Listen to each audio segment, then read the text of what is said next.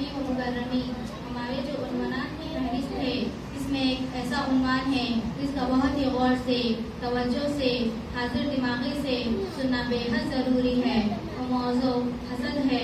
یہ اس درجے نقصان دہ چیز ہے کہ جس کے بارے میں میرے اور آپ کے آقا جناب محمد رسول اللہ صلی اللہ علیہ وسلم کا ارشاد ہے کہ الا ان فی الجسد مضغہ اذا صلحت صلح الجسد كله واذا فسدت فسد الجسد كله الا وهي القلب.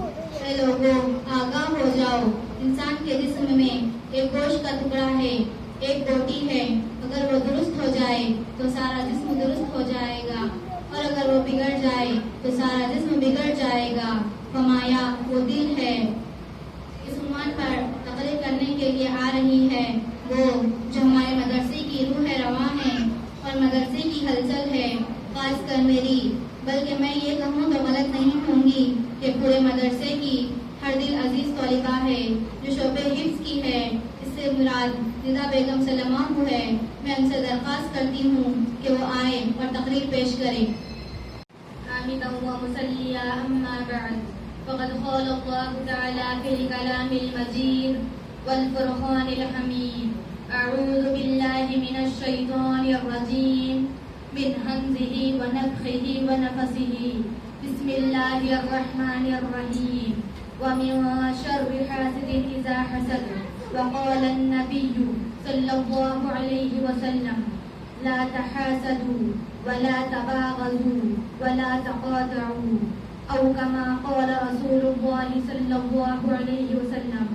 محترم واجب الاحترام میرے اساتذہ کرام اور میری نور نظر اور میری ہر دل عزیز معلمات اور میری درس گاہ کی بہنوں، اسلامی ماں اور حاضرین و سامعین عظام، السلام علیکم ورحمۃ اللہ وبرکاتہ. ابھی میرے بارے میں آپ سب میری ساتھی سے میرے کچھ اچھائیاں سن رہی تھی. میں سمجھتی ہوں کہ یہ خوبیاں میرے اندر مکمل طور پر نہیں ہیں، مگر میں اللہ تعالیٰ سے دعا کرتی ہوں اور آپ حاضرین بھی میرے لیے دعا فرمائیے کہ اللہ تعالیٰ مجھ حقیر کے اندر ان خوبیوں کو پیدا کر دے. آمین. جو خوبیاں میرے ساتھی نے بیان کی ہے، بات دراصل یہ ہے کہ وہ یعنی میری ساتھیہ صوفیہ بیگم وہ خود ایک نئی سیرت، بااخلاق، حسن ذہن رکھنے والی ایک طالبہ ہے جو ان خوبیوں کی حامل ہے. میری بہن، اللہ تعالیٰ آپ کو جزائے خیر عطا فرمائے اور مجھ میں بھی ان کو اچھائیوں کو پیدا فرما دے. آمین. میں اپنی موضوع کی طرف آتے ہوئے قرآن و حدیث کی روشنی میں حسد پر کچھ باتیں آپ کے سامنے رکھوں گی. آپ تمام حاضرین و طالبات بغور سماعت فرمائیں. آج میں آپ لوگوں کے سامنے حسد ایک مذموم خصلت کے موضوع پر چند منٹ تقریر کرنا چاہتی ہوں. امید کہ آپ سب بغور سماعت کریں گے. اللہ تعالیٰ سے دعا ہے کہ اللہ تعالیٰ ہم سب لوگوں کو کہنے سے زیادہ عمل کی توفیق عطا فرمائے. آمین. محترم سامعات، حسد کہتے ہیں تمنی و زوال النعمہ یا تمنی و زوال النعمت الغیر. کسی نعمت کو دیکھ کر اس کی زوال کی تمنا کرنا یا غیر کی نعمتوں کو دیکھ کر اڑنا. شریعت اسلامیہ ہمیں حسد کرنا گناہ کبیرہ ہے. اللہ رب العالمین نے ہم تمام مسلمانوں کو ایک جسم و جان کی طرح بنایا ہے.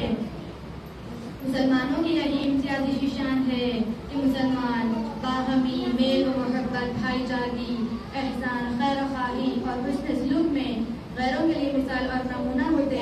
لہذا ہمیں اسلامی تعلیمات کے مطابق زندگی گزارنا چاہیے اور ایمان کے تقاضوں کو ہمیشہ ملحوظ قوت رکھنا چاہیے، جس کا لازمی نتیجہ یہ نکلے گا کہ جو ہم اپنے لیے پسند کرتے ہیں وہی ہم اپنی مسلم بہنوں کے لیے بھی وہی پسند کرنے لگیں گے. اور جب تک ہم اپنی پسند کو اپنی بہن کی پسند کے موافق نہیں رکھیں گے اس وقت تک ہم کامل مومن نہیں بن سکتے. میری پیاری حاضر اللہ کی تقدیر پر راضی نہیں ہوتا اور اللہ کی تقدیر پر اعتراض کرتا ہے. اللہ تعالیٰ قرآن مجید میں ارشاد فرماتا ہے ام یحسدون الناس علی ما آتاهم اللہ من فضلہ. کیا یہ لوگ حسد کرتے ہیں اس مال و فضل پر جو اللہ نے انہیں دے دیا ہے. اس بارے میں آپ صلی اللہ علیہ وسلم کا بھی ایک فرمان ہے ایاکم والظن فإن الظن اکذب الحدیث ولا تحسسوا ولا تجسسوا ولا تحاسدوا ولا تدابروا ولا تباغضوا وكونوا عباد الله اخوانا. تم لوگ بدگمانی سے بچو کیونکہ بدگمانی سب سے بڑا جھوٹ ہے. تم کسی کی ٹوٹ میں نہ پڑو, جاسوسی نہ کرو, حسد نہ کرو, کسی سے قطع تعلق نہ کرو, روٹ مت جاؤ, آپس میں بغض و نفرت نہ پیدا کرو, اور اے اللہ کی بندیوں تم لوگ آپس میں بہن بن کر رہو. محترم حاضرین, ذرا آپ فضیحت مآب ابلیس لعنت اللہ علیہ کی تعریف پر غور کریں اور قرآن حدیث کو دیکھیں تو آپ کو بخوبی معلوم ہوگا کہ ابلیس نے حضرت آدم علیہ السلام کو سجدہ کرنے سے انکار کیوں کیا. حضرت آدم علیہ السلام سے حسد کرنے کی وجہ سے پھر انجام کیا ہوا؟ بہنوں, کفر کے عملی گھڑے میں جا گرا. اسی طرح قابل نے اپنے بھائی حابیل کو قتل کیوں کیا؟ حسد کی بنیاد پر, کیونکہ قابل کی خواہش تھی کہ حابل سے ہونے والی خاتون سے وہ خود شادی کر لے, مگر وہ شریعت آدم کے ضابطے کے خلاف تھا. مگر حسد اور تکبر کی ضد میں آ کر اپنے بھائی کو قتل کر ڈالا اور اللہ کی نگاہ میں مردود اور دنیا میں قتل جیسے گناہ کبیرہ کا موجب ٹھہرا. حضرت یوسف علیہ السلام سے ان کے والد محترم حضرت یعقوب علیہ السلام بہت محبت کرتے تھے. بھائیوں کو یہ عمل بہت برا لگتا تھا. پھر بھائی لوگ نفرت کی اس انتہا تک پہنچے کہ کوئی کہنے لگا کہ یوسف کو قتل کر ڈالو. حضرت یوسف علیہ السلام سے وہ اپنے دھوکے سے جنگل لے چلے اور انہیں کنویں میں ڈال دیں. چنانچہ ان لوگوں نے متفق طور پر اپنے حقیقی بھائی حضرت یوسف علیہ السلام کو کنویں میں پھینک دیا. ہم ان تینوں جرائم کے اسباب کو دیکھیں تو ہمیں یہی معلوم ہوگا کہ ابلیس کے کفر, قابل کے قتل اور حضرت یوسف علیہ السلام کے بھائیوں کو حضرت یوسف علیہ السلام کے خلاف سازش اور ان کو کنویں میں پھینکنے کا واحد یعنی سبب حسد تھا. معزز حاضرین, اب میں آپ کے سامنے قرآن کی آیت ماں ترجمہ پڑھ کر اپنی تقریر ختم کرتی ہوں. اللہ رب العالمین نے ایمان کی نشانی یہ بتلائی ہے کہ ان کے دلوں کینہ, کپٹ, بغض و حسد سے پاک و صاف رہتے ہیں. والذین جاءوا من بعدهم یقولون ربنا اغفر لنا ولإخواننا الذین سبقونا بالایمان ولا تجعل في قلوبنا غلا للذین آمنوا ربنا انک رؤوف رحیم. اور جو لوگ ان کے بعد آئے وہ لوگ کہتے ہیں اے ہمارے رب ہم کو بخش دے اور ہمارے ان بھائیوں کو بھی بخش دے جو ہم میں سے ایمان میں سبقت کر گئے, اور ہمارے دلوں میں نفرت کینہ نہ رکھ, اور ان لوگوں کے تعلق سے جو لوگ ایمان لے آئے اے ہمارے رب تو ہی شفقت والا مہربان ہے. ضرورت اس بات کی ہے کہ ہم اپنے اعمال صالح کی حفاظت کریں. آخر میں اللہ تعالیٰ سے دعا کرتی ہوں کہ اللہ تعالیٰ ہم تمام مسلمانوں کو حسد سے دور رہنے کی توفیق عطا فرمائے. آمین. تقبل یا رب العالمین. وآخر دعوانا ان الحمد للہ رب العالمین. السلام علیکم. اب آپ کے سامنے محمد عبدالحیان احمد نعت شریف پیش کریں گے. السلام علیکم ورحمۃ اللہ وبرکاتہ. میں آپ کے سامنے قرآن مجید سے متعلق چند اہم اشعار پڑھ رہا ہوں. تمام سامعین اور بہنیں بغور سماعت فرمائیں. قرآن مقدس کو, قرآن مقدس کو جو دل میں بسائیں گے فردوس بری میں وہ, فردوس بری میں وہ ہنستے ہوئے جائیں گے فردوس بری میں وہ. قرآن کی برکت سے محفوظ بدن ہوگا, قرآن کی برکت سے محفوظ بدن ہوگا. قبروں میں ہی جنت کا قبروں میں ہی جنت کا وہ لطف اٹھائیں گے قبروں میں ہی جنت کا محشر کی تمازت کا کچھ خوف نہیں ہوگا. تمازت کہتے ہیں دھوپ کی گرمی کو. محشر کی تمازت کا کچھ خوف نہیں ہوگا. محشر کی تمازت کا کچھ خوف نہیں ہوگا. محبوب خدا ان کو محبوب خدا ان کو کوثر بھی پلائیں گے. محبوب خدا ان کو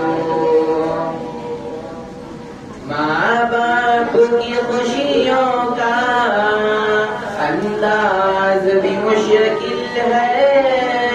ماں باپ کی خوشیوں کا انداز بھی مشکل ہے. جب تاج وہ پائیں گے سورج سے کہیں روشن. ایک فیض بھی یہ ہوگا قرآن کے حافظ کا. ایک فیض بھی یہ ہوگا قرآن کے حافظ کا. 10 لوگوں کو رب سے 10 لوگوں کو رب سے جنت بھی دلائیں گے. 10 لوگوں کو رب سے دامائے اعلان اپنا یہ خود کو بھلا دیں گے. دامائے اعلان اپنا یہ خود کو بھلا دیں گے. جب ان کو خدا اپنا جب ان کو خدا اپنا دیدار کرائیں گے. جب ان کو خدا اپنا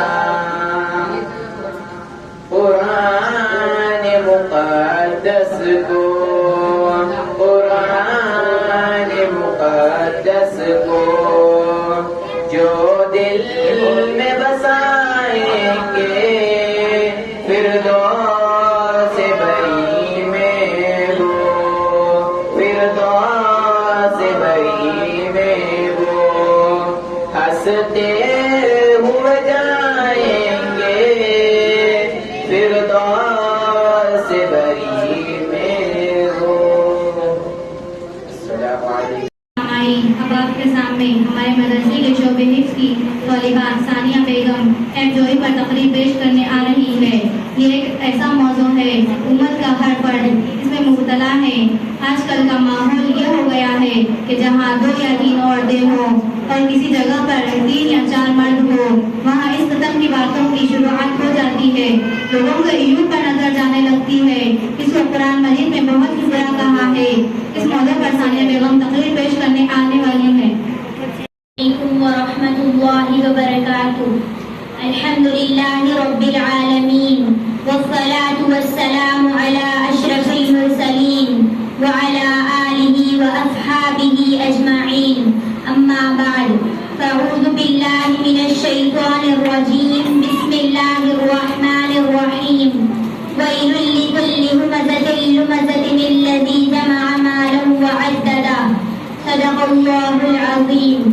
محترم حضرات، اساتذہ کرام و مہمانان عظام، میں نے دوران خطبہ کلام اللہ شریف کی ایک چھوٹی سی آیت مبارکہ کی تلاوت کی ہے جس کا ترجمہ یہ ہے کہ بڑی خرابیاں ہیں ایسے لوگوں کے لیے جو پسے پشت غیبت کرتے ہیں اور روبرو تانا دینے والے ہوں، مال جمع کرتے ہوں اور گن گن کر رکھتے ہوں. ایک حدیث میں ہے کہ رسول اللہ صلی اللہ علیہ وسلم نے فرمایا لا تغتابوا المسلمین وتتبعوا عوراتهم فإن من اتبع عوراتهم يتبع الله عورته ومن اتبع الله عورته يفزي به في بيته. مسلمانوں کی غیبت نہ کرو اور ان کے عیوب کی جستجو نہ کرو، کیونکہ جو شخص مسلمانوں کے عیوب تلاش کرتا ہے خداوند قدوس اس کے عیوب کو تلاش کرتا ہے، اور جس کے عیب کی تلاشی اللہ تعالیٰ کرے اس کو اس کے گھر کے اندر بھی رسوا کر دیتا ہے. آگے ارشاد ربانی ہے وَلَا يَغْتَبْ بَعْضُكُمْ بَعْضًا، یعنی ایک دوسرے کو پیٹ پیچھے برا نہ کہو. اس آیت میں آگے ارشاد ہے کہ کیا تم میں سے کوئی شخص اپنے مردہ بھائی کا گوشت کھانا پسند کرنا چاہتا ہے؟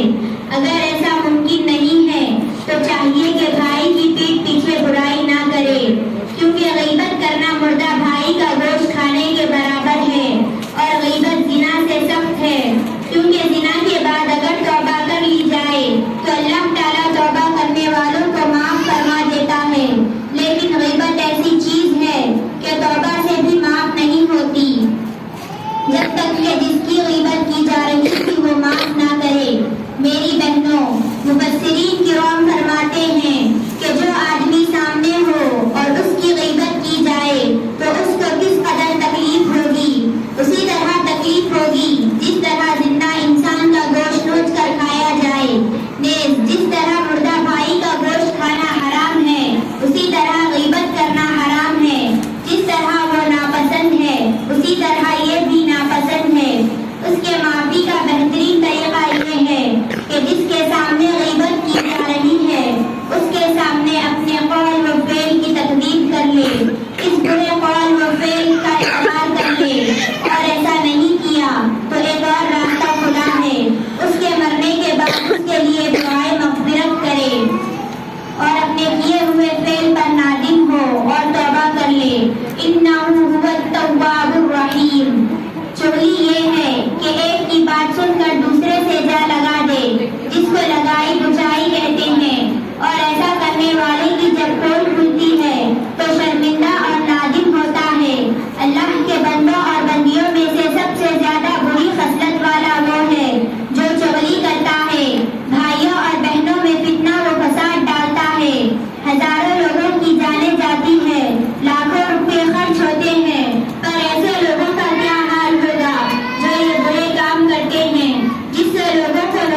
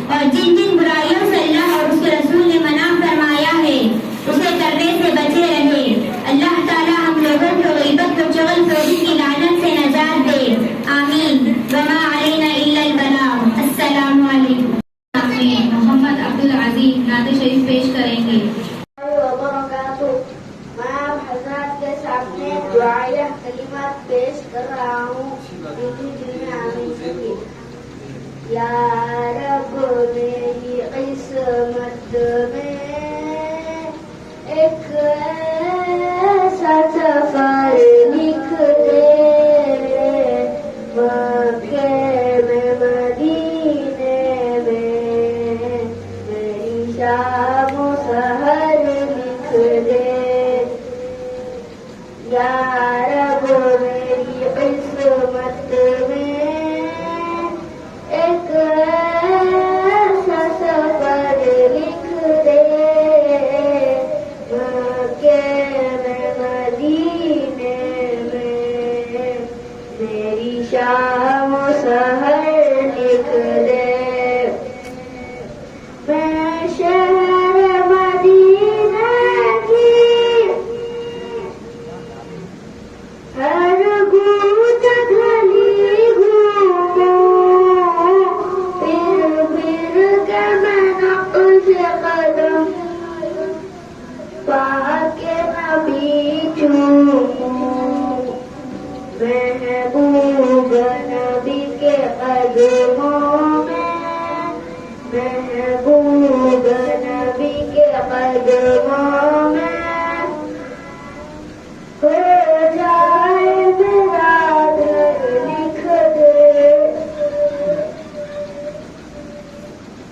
مکے میں مدینے میں میری شام و سحر لکھ دے یا رب میری قسمت میں ایک ایسا سفر لکھ دے مکے میں مدینے میں میری شام و سحر لکھ دے جانب جو مدینے کی جب قافلے چلتے ہیں میرا دل بھی تڑپتا ہے آنسو نہیں رکتے ہیں مرنے سے قبل اس در پر مرنے سے